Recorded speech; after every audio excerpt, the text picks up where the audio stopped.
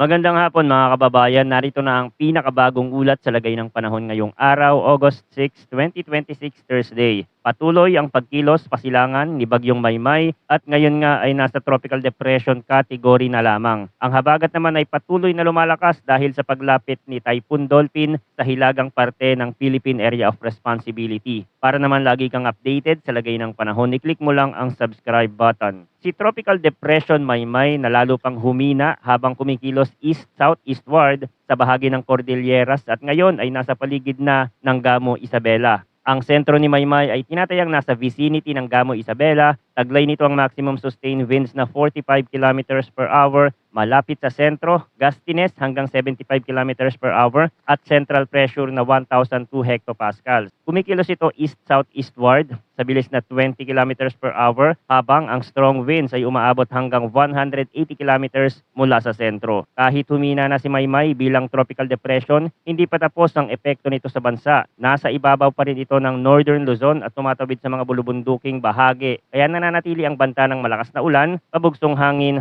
flash floods at landslides habang ang sistema ay gumagalaw sa kabundukan. Maaaring humina ang sentro pero ang rain bands at moisture na dala nito ay patuloy pa ring makakaapekto sa malaking bahagi ng Northern at Central Luzon. Sa labas naman ng Philippine Area of Responsibility, patuloy ding binabantayan si Typhoon Dolphin. Ngayong hapon, ang sentro nito ay nasa layong 1,295 kilometers east-northeast ng extreme northern Luzon. Taglay nito ang maximum sustained winds na 150 kilometers per hour, gustiness hanggang 185 kilometers per hour at kumikilos west-northwestward sa bilis na 15 kilometers per hour. Malayo pa ito sa bansa pero dahil malakas at malawak ang sirkulasyon nito, mahalaga ang magiging interaksyon nito sa natitirang bahagi ni Maymay at sa daloy ng hangin sa paligid ng Pilipinas. Sa ngayon, ang Tropical Cyclone Wind Signal number 1 ay nakataas pa din sa Ilocos Norte, Ilocos Sur, La Union, northwestern portion ng Pangasinan, Apayao, Abra, Kalinga, Mountain Province, Ifugao, Benguet, Mainland Cagayan, Isabela, Quirino, Nueva Vizcaya at northern at central portion ng Aurora. Sa ilalim ng signal number 1, ang wind threat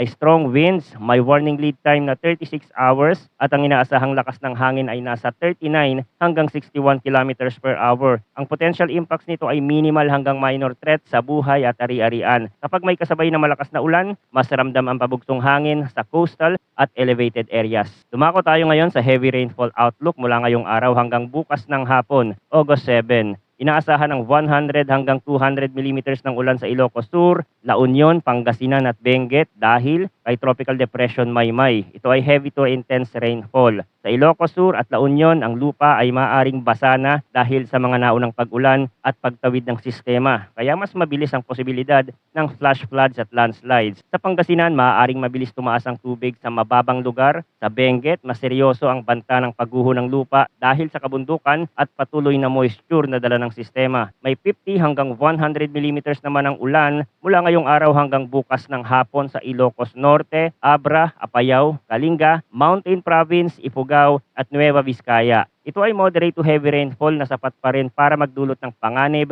lalo na sa mga lugar na matatarik na dalisdis. Sa mga kalsadang dumaraan sa kabundukan, slope areas at mga komunidad na nasa paanan ng bundok, ang paulit-ulit na buhos ay maaaring magpalumbot sa lupa at magpabilis ng pag-agos ng tubig pababa sa mga ilog. Bukod sa ulan na direktang kaugnay ni Maymay, malaki rin ang papel ng southwest monsoon o habagat. Mula ngayong araw hanggang bukas ng hapon, August 7, inaasahan ng 50 hanggang 100 millimeters ng ulan sa Zambales, Bataan, Tarlac, Nueva Ecija, Pampanga, Bulacan, Metro Manila, Rizal, Cavite, Laguna, Batangas at Occidental Mindoro. Ibig sabihin, kahit ang sentro ni Maymay ay nasa Northern Luzon, ang habagat ay nagpapalawak ng ulan sa Central Luzon, Metro Manila, Calabarzon at Mimaropa. Sa Metro Manila at kalapit na lalawigan, posibleng magkaroon ng pabalik-balik na ulan na maaaring magdulot ng urban flooding kapag tumama sa mga lugar na madaling bahain. Mula bukas ng hapon hanggang Saturday ng hapon, August 8, inaasahan ng 100 hanggang 200 millimeters ng ulan sa Zambales, Bataan at Occidental Mindoro dahil sa habagat. Ito ay heavy to intense rainfall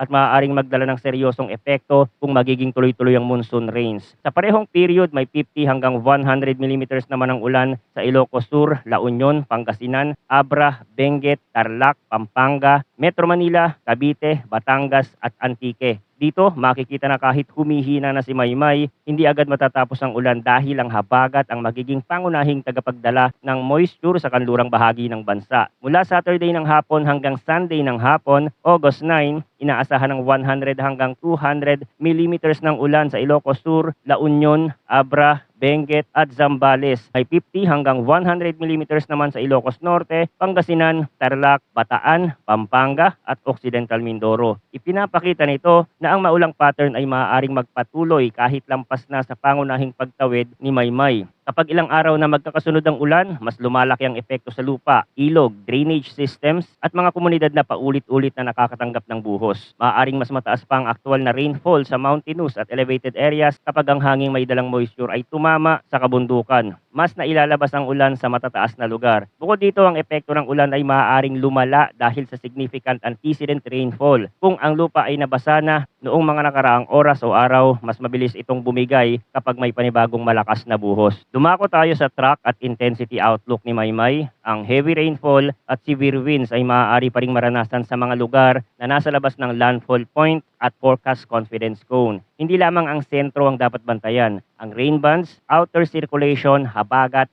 at interaksyon sa ibang weather system ay maaaring magdala ng ulan at pabugsong hangin sa mas malawak na lugar. Bukod dito, ang track ay maaari pa ring mag-shift habang tinatawid ng sistema ang bulubunduking bahagi ng Northern Luzon. Sa pinakahuling track, tatawirin ni Maymay ang mountainous terrain ng Northern Luzon bago lumabas sa eastern coastal waters ng Isabela sa loob ng susunod na 12 hours. Habang nasa kalupaan ito, inaasahang magpapatuloy ang paghina. Ang pagdaan sa Cordillera at iba pang matataas na bahagi ng Northern Luzon ay nakakaistorbo sa sirkulasyon ng bagyo. Dahil dito, maaaring ma-downgrade si Maymay bilang remnant low ngayong hapon o gabi. Posible rin ang mas maagang paghina dahil sa interaksyon sa rugged terrain. Pagkatapos humina, ang remnant low ni Maymay ay inaasahang kikilos generally southeastward hanggang tuluyan itong sumama sa mas malaking sirkulasyon ni Tropical Cyclone Dolphin. Ito ang dahilan kung bakit patuloy na mahalaga si Dolphin sa mas mahabang tanaw. Kahit nasa labas ito ng PAR, malakas ang kanyang sirkulasyon at maaaring humila o mag-impluwensya sa natitirang bahagi ni Maymay. Sa ganitong setup, ang paggalaw ng ulap, ulan at moisture sa paligid ng Northern Luzon ay maaaring manatiling komplikado kahit humina na ang sentro ni Maymay. Ang mas malinaw na usapin ngayon ay hindi na lamang kung gaano kalakas ang hangin sa sentro, kundi kung gaano katagal ang ulan at gaano kalawak ang magiging epekto ng habagat. Sa Northern Luzon, ang ulan mula kay Maymay ang pangunahing concern ngayong araw